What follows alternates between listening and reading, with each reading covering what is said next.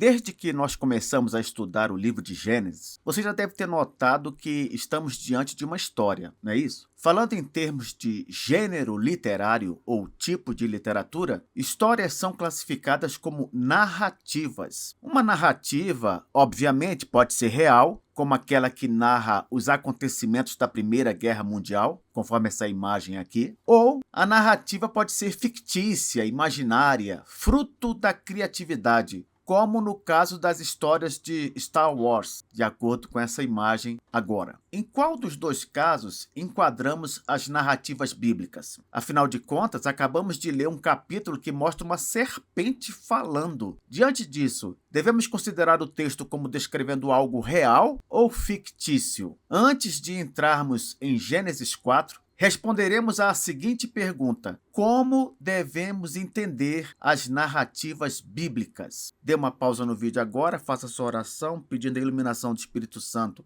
para entender tudo aquilo que vou dizer aqui e volte para prosseguirmos com o estudo. Se você gosta de assistir aos vídeos do canal, por favor, inscreva-se, comente, compartilhe e, é claro, deixe o seu gostei. Vamos lá. Seguindo esse esquema gráfico, nós podemos ter uma ideia de como funcionam as narrativas bíblicas. Elas começam com a apresentação de uma história, depois surge algum conflito, esse conflito vai crescendo, chega num clímax e depois, com a resolução do conflito, a ação vai decaindo. Aqui embaixo, nesse outro gráfico, nós temos uma ideia melhor. Ocorre o início da ação, aqui, depois a geração de um conflito, de um problema. O conflito vai ficando mais intenso, chega no seu clímax, depois ele começa a ser resolvido e, por fim, esse conflito é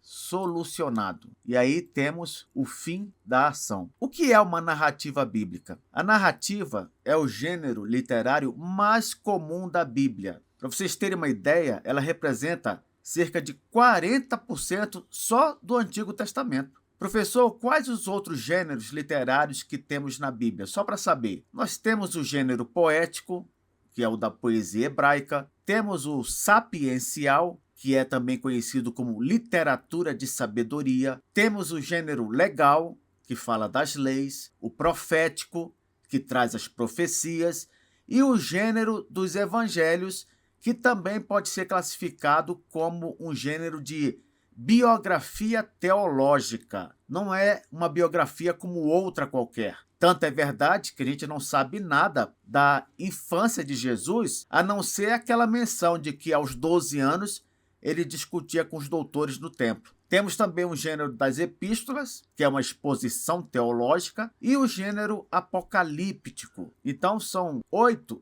gêneros. Também temos subgêneros. Por que subgêneros? Porque eles aparecem normalmente dentro dos gêneros. Exemplo: genealogias, muito comum em alguns livros do Antigo Testamento, e parábolas, presentes nos evangelhos. A verdade é que há uma mistura de gêneros. A narrativa, por exemplo, ou história, ela se mistura com todos eles. Você acredita? Sim, é comum encontrar dentro de uma narrativa, por exemplo, poesia hebraica, leis, profecias, bem como os subgêneros da genealogia e da parábola. Você, quando lê o Pentateuco, o conjunto dos primeiros 5 livros da Bíblia, você encontra tudo isso lá misturado. Narrativa, que é a história, encontra poesia também, encontra lei, encontra profecia, está tudo lá, nos primeiros 5 livros da Bíblia. O Evangelho, é claro, também é uma espécie de narrativa. A narrativa está presente até mesmo dentro da literatura sapiencial, como nos casos do livro de Jó e de Cantares. Esses 2 livros são da literatura de sabedoria, mas eles contêm uma narrativa também. Já observou? Agora preste atenção no que eu vou dizer aqui. As narrativas bíblicas, elas contam histórias reais que aconteceram no passado, mas não contam essas histórias apenas como um relato histórico. O autor, inspirado por Deus, ele usou a narrativa para ensinar coisas que o próprio Deus quis nos transmitir e demonstrou uma enorme criatividade para fazer isso. Sim, os autores bíblicos foram artistas literários guiados pelo Espírito Santo para contar histórias e contar histórias com propósitos divinos. Vamos ver alguns exemplos de narrativas no Antigo Testamento. Nós temos lá a história de José e seus irmãos, temos o confronto de Davi e Golias, temos a libertação de Israel por Moisés e também o chamado de Gideão. Cada uma dessas histórias tem o quê? Personagens, tem desafios relacionados ao conflito que eu falei, que sempre vai ter de aparecer na história bíblica, e traz também lições espirituais. Professor, na prática, como é que isso funciona? Vamos ver. Primeiro, você tem de entender como é que é a estrutura da narrativa. Lembra do gráfico que eu mostrei ainda agora? Então, toda narrativa segue um padrão básico, que nós vamos dividir assim. Primeiro, introdução. No começo da história, vão apresentar os personagens e o cenário, isto é, onde a história ocorre. Em segundo lugar, surge logo um conflito, que é um problema ou uma tensão que precisa ser resolvida. Em seguida, em terceiro lugar, nós temos o clímax. O que é o clímax? É o momento mais intenso da história, quando algo decisivo acontece. E por fim, temos o desfecho, que é a resolução do problema, conclusão da história. Vamos pegar essa estrutura e observá-la na história de Davi e Golias. 1 Samuel 17. Começa a história, a introdução, apresentando os personagens e o cenário. Temos Davi, um jovem pastor, que vai visitar seus irmãos que estão no acampamento do exército. Ok. Aí começa o conflito, surge o conflito. Há um gigante desafiando Israel e ninguém tem coragem de enfrentá-lo. Esse é o conflito da história. Qual é o clímax? Qual é o ponto alto? O ponto alto é quando Davi enfrenta Golias com apenas uma funda e derrota o gigante. E qual é o desfecho? Davi se torna um herói e o povo de Israel vence a batalha. Qual é a lição teológica nessa história de Davi? O que Deus quis nos ensinar? Ele quis nos ensinar que ele usa os fracos quando estes confiam nele. Deus usa os fracos quando estes confiam nele para derrotar os poderosos. Algo interessante aqui é perceber o seguinte: a lição teológica, ela quer nos ensinar algo sobre a pessoa de Deus, ou sobre como Deus age. O foco não está no ser humano, mas está em Deus. Quantas pessoas vão ler as narrativas bíblicas e procuram aprender lições com base na vida das pessoas? Esse foco não é o correto. O foco correto, como eu acabei de dizer, deve ser em Deus, na pessoa dele e como ele age. Deus, ele quer nos ensinar algo sobre si mesmo.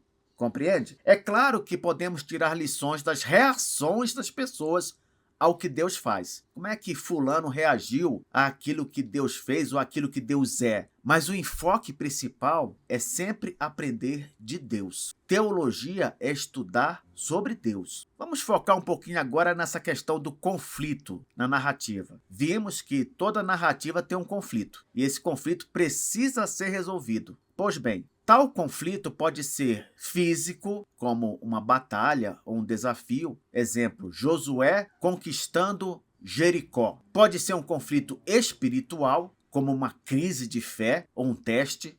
Exemplo, Abraão sacrificando Isaque. Não foi um conflito ali? Foi de que ordem? Ordem espiritual. Pode ser um conflito moral. O que seria um conflito moral? Uma luta entre certo e errado. O exemplo, José fugindo da esposa de Potifar. A mulher quer ter relação sexual com ele, ele é o empregado de Potifar e ali surge um conflito. Ceder à tentação e trair o seu empregador ou manter-se fiel a Deus? José opta pela segunda opção e foge. Veja o caso do conflito de Moisés, lá em Êxodo capítulos 3 a 14. Deus chama Moisés para libertar Israel. Aí, o que Moisés faz? Ele teme e reluta. Faraó endurece o coração e recusa liberar o povo. Olha o conflito aí surgindo. Deus, então, envia pragas para demonstrar seu poder. É Deus batendo de frente com Faraó. Finalmente, Deus abre o Mar Vermelho e liberta Israel. Aí foi a resolução final, quando o povo escapa totalmente da opressão no Egito. Qual é a lição teológica? O que Deus quis nos ensinar? Sobre ele. Deus quis ensinar que ele é soberano sobre os reinos da terra e cumpre suas promessas. Promessas que ele fez lá aos patriarcas, muito antes de ocorrer o Êxodo. Vamos falar agora um pouco sobre o autor inspirado como um artista literário. Não foi assim que eu me referi aos autores, artistas literários? Por quê? Porque eles não apenas registraram os eventos, não, eles apresentaram as histórias com um cuidado artístico. Lembra do caso do Toledô, de Gênesis? Professor, não lembro mais disso não. É só você ir lá ao vídeo da parte 18 do nosso estudo de Gênesis. Aqui em cima na tela vai ter um link para esse vídeo, e lá você vai ver o estudo que eu dei sobre Toledô. Essa palavra, ela que é frequentemente traduzida como história, gerações, descendência, origem, ela é um marcador estrutural importante no livro de Gênesis. Por quê? Porque ela aparece 11 vezes e divide o livro em seções distintas. Cada ocorrência de um Toledô funciona como uma introdução para uma nova parte da história, sabia? Temos aqui abaixo todas as ocorrências da palavra Toledô no livro de Gênesis, com suas referências bíblicas, textos e algumas explicações. Vamos ver. O primeiro Toledô aparece em Gênesis 2:4. Estas são as origens dos céus e da terra, quando foram criados. Origens aqui é a tradução que deram para a palavra Toledô. E aqui, no caso, esse Toledô, ele introduz a seção que vai do Éden até o dilúvio. O segundo Toledô está em Gênesis 5:1. Este é o livro da genealogia de Adão. Olha aqui, o Toledô, neste caso, é traduzido como genealogia e introduz a seção que vai de Adão até Noé, o registro da genealogia dos dois. O terceiro Toledô está em Gênesis 6:9. Estas são as gerações de Noé. Olha aqui, Toledô sendo traduzido como gerações. Aqui, no caso, ele introduz a seção que vai do dilúvio até a salvação da família de Noé. O quarto Toledô está em Gênesis 10:1. Estas são as gerações dos filhos de Noé. Introduz a seção que abrange a expansão das nações, isto é, o espalhamento das nações após o dilúvio. O quinto Toledô está em Gênesis 11:10. Estas são as gerações de Sem. E aqui esse Toledô introduz a seção que vai de Sem até Abraão. Gênesis 11:27 é o sexto Toledô. Estas são as gerações de Terá. Aqui introduz a seção que vai de Abraão e sua jornada de fé, peregrinação na terra de Canaã. Mas, professor, diz aí, estas são as gerações de Terá. Pois é, porque Terá é o pai de Abrão. Então, começa falando as gerações de Terá, porque vai apresentar o principal descendente da linhagem de Terá, entendeu? O sétimo Toledô está em Gênesis 25:12. Estas são as gerações de Ismael. E aí introduz a seção que fala da linhagem de Ismael. O oitavo Toledô, Gênesis 25:19. Estas são as gerações de Isaque. E aí nós temos realmente os descendentes de Isaque aparecendo, Esaú e Jacó. O nono Toledô, Gênesis 36:1. Estas são as gerações de Esaú, que é Edom. E o décimo Toledô, Gênesis 36:9, ele também fala da descendência de Esaú. Estas são as gerações de Esaú, pai dos Edomitas. Por que, professor, que esse Toledô fala a mesma coisa do anterior? Porque, no caso aqui, o autor, inspirado por Deus, quis reforçar a importância de Edom como um povo vizinho de Israel. Por que ele quis dar esse reforço? Isso nós veremos quando chegarmos lá nesse capítulo. Ok? O último Toledô está em Gênesis 37, versículo 2. Estas são as gerações de Jacó. E aí introduz a história de José. Por quê? porque ele é o principal descendente da linhagem de Jacó. Viu como o autor inspirado, ele faz todo um trabalho literário para apresentar sua obra? Quero terminar essa parte dos Toledôs com algumas observações teológicas. Primeiro, os Toledô, se você prestou atenção, eles nunca olham para trás. Eles geralmente introduzem o que virá para frente. Segundo lugar, os Toledô, eles mostram o movimento da promessa de Gênesis 3,15 ao longo das gerações. Lembra que Deus prometeu um Redentor, que é o Senhor Jesus? Então, os Toledôs querem mostrar que em cada sessão Deus vai agindo nesse sentido, principalmente através das alianças dele com o seu povo. Por fim, os Toledô, eles criam uma unidade e progressão no livro. Eles não só mostram que toda aquela obra está conectada, como ela progride, ela se desenvolve. E aí vai revelando como Deus está agindo através dessas linhagens, dessas gerações. Muito bem, na próxima aula continuaremos vendo demonstrações do capricho artístico dos autores inspirados. Até lá!